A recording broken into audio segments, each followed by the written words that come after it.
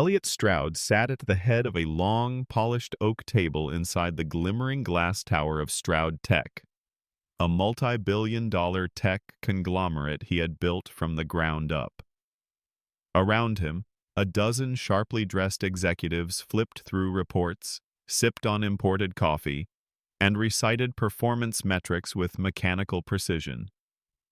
The room hummed with confidence, but Elliot felt a quiet void pulsing beneath the surface. Quarterly profits were up, market share had grown, yet Elliot's gaze drifted away from the presentations and toward the massive floor-to-ceiling window. Below, the city buzzed with people, including the very workers who kept his factories running. He wondered when was the last time anyone in that room had spoken to someone who wore a name tag instead of a title. Operations at Plant 7 continue on schedule, one executive reported. Labor costs are holding. Employee satisfaction remains stable. Stable? Elliot repeated, raising an eyebrow. The executive paused, caught off guard. Yes, sir. No reported issues. But Elliot had seen the brief complaints, quickly dismissed, about overtime pressures, injuries, and fatigue. He remembered a letter that had come across his assistant's desk weeks ago from a factory worker describing unbearable night shifts. It had been buried beneath piles of memos and revenue charts. He looked around the boardroom. These were smart, capable people, but they were insulated, just like him. Somewhere along the way, Elliot had become disconnected from the soul of his company. Later that evening, long after the last slide deck had closed, Elliot remained in his office, the skyline flickering behind him. He scrolled through internal HR notes, flagged reports, and anonymous comments. There were more than a few signs. Overworked janitorial staff, poor morale among shift workers, machinery corners being cut to meet deadlines. And then, almost impulsively, he pulled open a drawer and removed a plain folder marked Facilities Regional. He stared at it for a long moment. Elliot didn't want another filtered report. He wanted to see. He wanted to listen. He wanted to feel the truth. Not through data, but through experience. And just like that, an idea was born. One that would change not just his company, but the man he thought he was. 2 weeks later, a man in a faded navy blue jumpsuit clocked in for the night shift at Stroud Tech's regional warehouse on the city's industrial edge. Few gave him more than a passing glance. He wore thick-rimmed glasses, had slightly graying hair tucked under a cap, and moved with the uncertain gait of someone new to hard labor. No one recognized him as Elliot Stroud. Elliot's heart pounded as he picked up a mop and bucket, joining the other custodial workers. The warehouse was immense. Rows of blinking machinery, forklifts buzzing by, and crates stacked higher than a man's reach. His job was simple: clean the break rooms, scrub the restrooms, and sweep the factory floor. Simple, but grueling. The first few hours tested him more than any board meeting ever had. His back ached from bending, his hands blistered from the broom's wooden grip, and sweat dripped into his eyes. He'd expected hard work, but not this relentless, grinding exhaustion. He quickly learned to keep his head down. Workers moved past him like ghosts, barely acknowledging his presence. A few nodded politely, but most were too tired to talk. The air was heavy with the metallic scent of oil and rubber, tinged with fatigue. During a short break, Elliot sat alone at the corner of the break room. Fluorescent lights buzzed overhead. On the wall, a faded "We Value Our Team" poster peeled at the edges. A janitor about his age, with silver streaks in her ponytail, sat beside him and offered a slight smile. "New guy?" He nodded. "Yeah, first night." "You'll get used to it," she said, sipping from a dented thermos. "Name's Maria." "Eli," he replied. They shared a quiet moment. As the shift continued, Elliot began to observe more closely. A man wincing as he lifted heavy crates with no back support. workers glancing nervously at the clock when supervisors passed by, and employees pushing through fatigue with practiced numbness. He had built this place, but now, seeing it from the bottom rung, he realized how far removed he had become. By the end of the shift, Elliot's muscles burned, and his uniform clung damp to his skin. But for the first time in years, he didn't feel like a CEO. He felt like a man beginning to understand a truth he had long ignored, one mop stroke at a time. The third night on the job, Elliot began to move with more confidence. His muscles still protested, but his hands no longer fumbled with the mop, and he had started to blend in just enough to be invisible. And that was exactly what he wanted. Maria greeted him with a tired smile in the break room. They had developed a quiet camaraderie over instant coffee and shared silence. She never asked too many questions, and he never offered too many answers. But tonight, she spoke up. "You're different, you know," she said, without looking up. "Most new hires either complain or quit, but you observe." Elliot smiled faintly, just trying to understand. "Understanding doesn't pay the bills," she replied with a chuckle, then added more softly, "but it does matter." Later that shift, while cleaning out the locker area, Elliot noticed a younger worker struggling to stay awake while sorting inventory. He had seen him before, early 20s, always rushing, never taking breaks.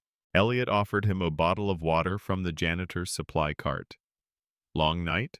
The young man blinked in surprise, then gave a half smile. "Every night is. I'm Jalen. You're the new guy, right?" "Eli," Elliot said. "You okay?" Jalen shrugged. "I work 2 jobs. My kid just turned 5. Daycare isn't cheap." There was no self-pity in his voice, just quiet endurance. Over the following nights, Elliot found himself talking more with Jalen and Maria. Maria had worked there for over 17 years. She supported 2 grandkids and had no retirement plan. Jalen often skipped lunch to send more money home. They told stories not just of exhaustion but of resilience. Moments of laughter during break time, the pride in getting a job done right, the small victories of life that never showed up on spreadsheets. And Elliot listened. For the first time in years, he saw the human faces behind the numbers. These weren't nameless assets or lines on a chart. They were people who held the company up with their hands, backs, and quiet determination. He returned to his cleaning duties that night with a deeper sense of purpose, and a growing ache in his chest that no amount of money had ever stirred. It was near the end of a grueling Thursday shift when Elliot heard raised voices coming from the far end of the loading dock. He instinctively set down his mop and moved quietly toward the sound, ducking behind a column just out of sight. Jalen stood stiffly, face tense, in front of a supervisor Elliot hadn't yet spoken to, a man named Brent. Brent was red-faced and barking insults loud enough for others to hear. "I don't care how tired you are," Brent snapped. "You either keep up or you're out. I'm not running a daycare here." Jalen didn't speak. His fists were clenched, jaw tight. "You've already used 2 sick days this month. 1 more and your hours get cut, you hear me?" Jalen gave a slow nod, swallowing whatever response burned on his tongue. Brent walked off without another word, and the moment hung in the air, sour, heavy, humiliating. Elliot felt heat rising in his chest. It was the first time he'd seen direct cruelty, not just neglect or oversight. He had wanted to believe the problems in the company were systemic, buried in process or lost in bureaucracy. But this was personal, deliberate. He wanted to step in, to say something, to reveal who he was and put an end to it. But he didn't. Instead, he approached Jalen later in the break room. The young man sat hunched over, eyes fixed on nothing. "I saw what happened," Elliot said carefully. Jalen didn't look up. "It's whatever. He does it all the time. I can't afford to lose this job." Elliot sat beside him, the guilt mounting in his throat. "You shouldn't have to live like that." Jalen finally met his eyes. You think we don't know that? We all know it. But knowing doesn't change anything. That night, Elliot couldn't sleep. He lay on the cot in the small rented room he had taken nearby, staring at the cracked ceiling. Brent's words echoed in his head, but so did Jalen's. We all know it, but knowing doesn't change anything. Elliot had come here to understand, but now he realized that understanding wasn't enough. He had seen the injustice, and the time to act was coming. The warehouse buzzed with fluorescent light and fatigue. Another long shift dragged into its final hour, and Elliot was mopping near the storage racks when he noticed Maria wasn't at her usual post. He asked around. A few vague shrugs, a muttered, "She went home early." But Maria never left early, not once since he had started. On his break, Elliot stepped outside into the cool night air and called the number she had scribbled for emergencies. A man's voice answered. "She collapsed," he said. "At work. They sent her to county hospital." The words struck Elliot like a brick to the chest. He took the first cab he could find. In the dim hospital room, Maria lay pale, hooked up to a drip, her breathing slow but steady.